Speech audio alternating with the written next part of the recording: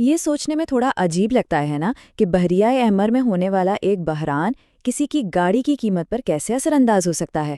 آج ہم اسی پیچیدہ لیکن بے حد دلچسپ تعلق کو سمجھنے کی کوشش کریں گے۔ تو سوال یہ ہے کہ یمن میں جو کچھ ہو رہا ہے اس کا کسی کے کار خریدنے کے پلان سے کیا لینا دینا؟ آئیے اس بظاہر غیر متعلقہ لگنے والے کنیکشن کے پیچھے جو عالمی معیشت کی گہرائیاں چھپی ہیں ان کو کھنگالتے ہیں۔ تو چلیے شروع سے شروع کرتے ہیں۔ یہ سارا معاملہ شروع کہاں سے ہوا؟ کہانی کا آغاز ہوتا ہے بحیرہ احمر میں، جو عالمی تجارت کے لیے ایک لائف لائن کی حیثیت رکھتا ہے، اور یہیں سے ایک ایسے بحران نے جنم لیا جس نے پوری دنیا میں خلل ڈال دیا۔ دیکھیے سب کچھ کتنی تیزی سے ہوا۔ اکتوبر 2023 میں غزہ جنگ شروع ہونے سے خطے میں ٹینشن بڑھی۔ دسمبر آتے آتے حوثی عسکریت پسندوں نے تجارتی جہازوں پر حملے تیز کر دیے، جس کے جواب میں امریکہ نے ایک ملٹی نیشنل سیکیورٹی فورس بنائی اور پھر جنوری 2024 میں باقاعدہ فضائی حملے بھی شروع کر دیے۔ اس بین الاقوامی رد عمل کو ایک نام دیا گیا، آپریشن پراسپیرٹی گارڈین۔ یہ بنیادی طور پر امریکہ کی قیادت میں ایک فوجی اتحاد ہے جس سے خاص طور پر ان حملوں کو روکنے اور بحیرہ احمر میں جہازوں کی آزادانہ آمد و رفت کو یقینی بنانے کے لیے بنایا گیا تھا۔ اب ہوتی تحریک کا، جیسا کہ ذرائع میں بتایا گیا ہے، یہ کہنا ہے کہ ان حملوں کا مقصد اسرائیل پر پریشر ڈالنا ہے تاکہ غزہ میں انسانی امداد کی ترسیل کو ممکن بنایا جا سکے۔ لیکن سوال یہ ہے کہ بحیرہ احمر ہی کیوں؟ آخر اس میں اتنا خاص کیا ہے؟ یہ صرف پانی کا ایک راستہ نہیں ہے، یہ عالمی تجارت کی سمجھ لیں شہرگ ہے۔ اس کی اہمیت اس لیے ہے کیونکہ یہ نہر سوئز سے گزرتا ہے، مطلب ایشیا اور یورپ کے بیچ کا سب سے چھوٹا، سب سے سیدھا سمندری راستہ۔ اگر یہاں کوئی بھی رکاوٹ آتی ہے تو سمجھیں کہ عالمی تجارت کا پہیہ جام ہو سکتا ہے۔ اور ذرا اس بحران کے پیمانے کا اندازہ لگائیں۔ دنیا کے کل کنٹینر شپس کا تقریباً 1/3 حصہ یعنی 1/3 اس مسئلے سے براہ راست متاثر ہوا ہے۔ یہ کوئی چھوٹی بات نہیں ہے، یہ ایک بہت بڑا دھچکا ہے۔ اور اس بحران نے ہماری جدید سپلائی چینز کی ایک بہت بڑی کمزوری کو بھی بالکل واضح کر دیا ہے۔ فیکٹریاں خاص کر گاڑیوں کی جسٹ ان ٹائم ماڈل پر چلتی ہیں۔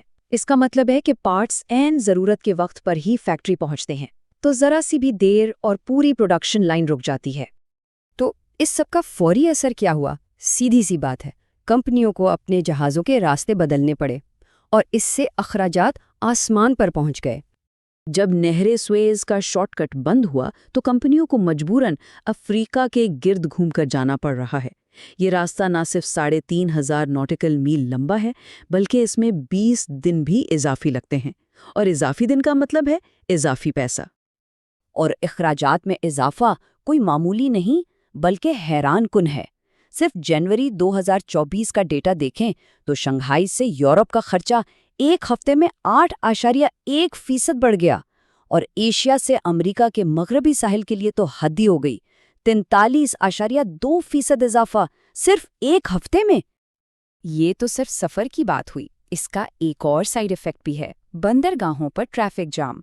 جب جہاز آگے پیچھے پہنچتے ہیں تو پورا سسٹم گڑبڑ ہو جاتا ہے، کہیں کنٹینرز کی کمی، کہیں زیادتی، اور اس سے پوری سپلائی چین اور بھی سست ہو جاتی ہے۔ تو واپس آتے ہیں اپنے اصل سوال پر، اس سب کا ہماری گاڑیوں سے کیا لینا دینا؟ چلیں اب اس عالمی بحران کو آٹو انڈسٹری کے زاویے سے دیکھتے ہیں تو بات بالکل صاف ہو جائے گی۔ اس سے کون کون متاثر ہوا؟ بڑے بڑے نام، Tesla, Volvo, walks vegan, list کافی لمبی ہے، یہاں تک کہ مشلن جو ٹائر بناتی ہے وہ بھی اس کی زد میں آ گئی۔ اس سے اندازہ ہوتا ہے کہ مسئلہ کتنا بڑا ہے۔ کچھ حقیقی مثالیں دیکھتے ہیں۔ ٹیسلا اور والوو کو یورپ میں اپنی پروڈکشن روکنی پڑی۔ کیوں؟ کیونکہ پارٹس ٹائم پر نہیں پہنچے۔ مشلن کو اسپین میں اپنی 4 فیکٹریاں بند کرنی پڑیں، وجہ وہی، خام مال کی ڈیلیوری لیٹ ہو گئی۔ تو یہ صرف تاخیر نہیں ہے، یہ فل سٹاپ ہے، پروڈکشن کا مکمل طور پر رک جانا۔ اب S&P گلوبل کے مطابق گاڑیاں بنانے والوں کے پاس 2 ہی راستے بچے ہیں۔ پہلا، شپنگ کے بڑے ہوئے خرچے خود برداشت کریں اور اپنا منافع کم کر لیں، یا دوسرا، پروڈکشن ہی کم کر دیں۔ دونوں صورتوں میں نقصان ہے۔ لیکن کچھ کمپنیاں ایک تیسرا اور سب سے مہنگا راستہ بھی اختیار کر رہی ہیں۔ وہ پارٹس سمندر کے بجائے ہوائی جہاز سے منگوا رہی ہیں۔ ظاہر ہے یہ فوری حل ہے، لیکن اس سے پروڈکشن کاسٹ بہت زیادہ بڑھ جاتی ہے۔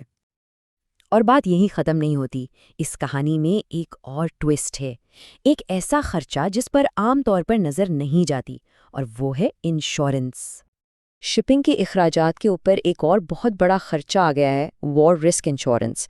جب جہاز ایسے خطرناک علاقوں سے گزرتے ہیں تو ان کے لیے یہ انشورنس کروانا ضروری ہوتا ہے، اور اب اس کی قیمت وہ آسمان سے باتیں کر رہی ہیں۔ ذرا یہ نمبرز دیکھیں، یقین نہیں آئے گا، نہر سوئز والے روٹ پر پریمیم 467% بڑھ گیا، 467%! اور جو روٹ محفوظ سمجھا جا رہا تھا، افریقہ والا، وہاں بھی 140% کا اضافہ ہوا۔ لیکن سب سے حیران کن فگر خلیج عدن کا ہے۔ وہاں وار رسک انشورنس پریمیم میں 700% کا اضافہ ہوا ہے۔ یہ کوئی عام اضافہ نہیں، یہ تو بالکل ہی الگ سطح کی بات ہے۔ تو یہ سارے اضافی خرچے، لمبا راستہ، مہنگا ہوائی جہاز اور یہ بھاری بھرکم انشورنس بل، یہ سب جاتے کہاں ہیں؟ آخر کار یہ سب سپلائی چین سے ہوتے ہوئے نیچے آتے ہیں اور آخر میں صارف کی جیب سے نکلتے ہیں، مطلب چیزوں کی قیمتیں بڑھ جاتی ہیں۔ تو یہ پوری صورتحال ایک بہت بڑا سوال کھڑا کرتی ہے، کیا یہی نیا معمول ہے؟ کیا ہماری عالمی سپلائی چینز اب اتنی ہی نازک رہیں گی، یا پھر اس کے طویل مدتی حل ڈھونڈنے کی ضرورت ہے؟ یہ ایک ایسا سوال ہے جس کا جواب آنے والا وقت ہی دے گا۔